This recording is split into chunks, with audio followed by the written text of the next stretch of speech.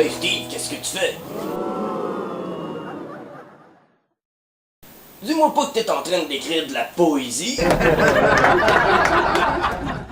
Laisse-moi donc lire ça, voir. Aux latitudes du langage, ont pris leur quartier, le Labrador et la Sauge. Cette flamme quantique qu'en foule. Hostie que c'est de la merde, ça! Moi, je pense que tu devrais écouter la chaîne Titre de chaîne pour avoir une meilleure connaissance sur la poésie. Ah ouais, rends-toi utile, va donc torcher les toilettes.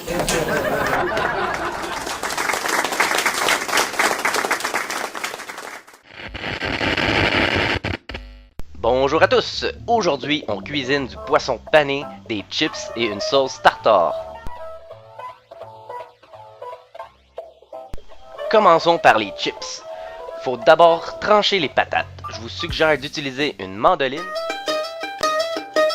Mais si comme moi vous n'en avez pas, on va y aller au couteau en tranchant le plus finement possible. Une fois tranché, on va plonger les patates dans l'eau pour rincer le surplus d'amidon. Ensuite, on va bien les assécher sur une serviette. Et on va les frire dans une huile bien chaude. Quand nos chips sont bien dorés, on va les retirer de l'huile et les mettre dans un bol avec un papier essuie-tout. Et c'est à cette étape qu'on assaisonne. On va donc réserver pour la suite. Pour le poisson pané, nous allons faire la même pâte que dans l'épisode Nourrir l'Empereur. Un épisode déluré, si vous ne l'avez pas vu, je vous la conseille fortement. Donc, pour notre pâte, on va mettre de la farine, ajouter de la poudre à pâte, du sel,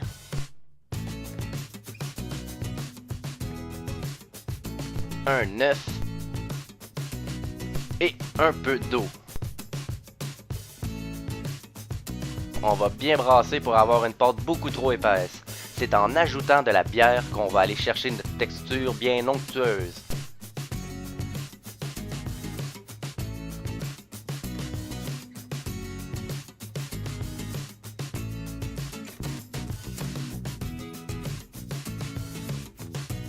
L'aigle-fin et la morue sont les poissons classiques des fish and chips, mais on peut utiliser n'importe quelle sorte de poisson.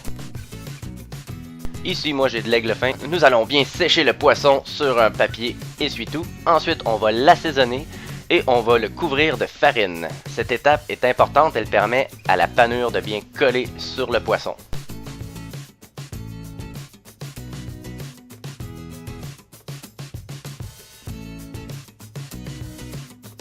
Finalement, on va immerger notre poisson fariné dans notre panure et la mettre directement dans la friteuse.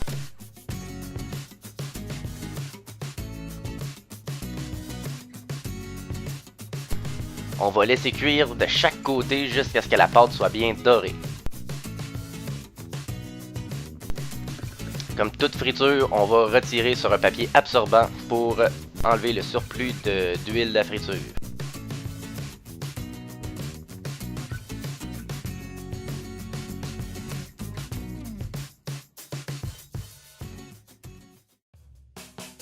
Finalement, quoi de mieux qu'une sauce tartare pour accompagner notre poisson?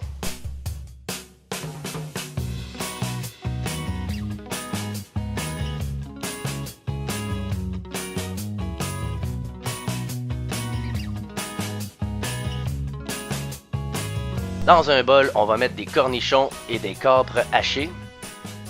Ensuite, on va rajouter un jaune d'œuf et une cuillère à soupe de moutarde forte.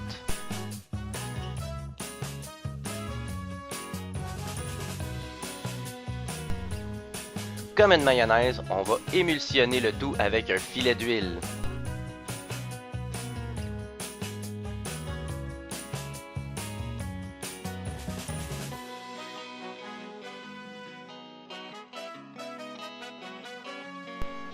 Une fois notre mayo prête, on y ajoute 2 gouttes de sauce Worcestershire.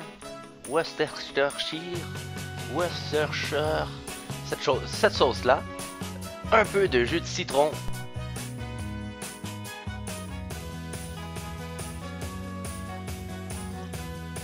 Du sel. Et finalement, de l'aneth hachée.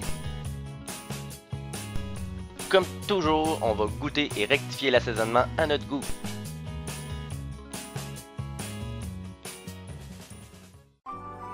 Et voilà, un bon fish and chips sauce tartare bien croustillant et délicieux. Bon appétit! N'hésitez pas à mettre un pouce bleu si vous aimez. Si vous avez des questions ou suggestions, la section commentaires est à votre disposition. Merci et à la prochaine!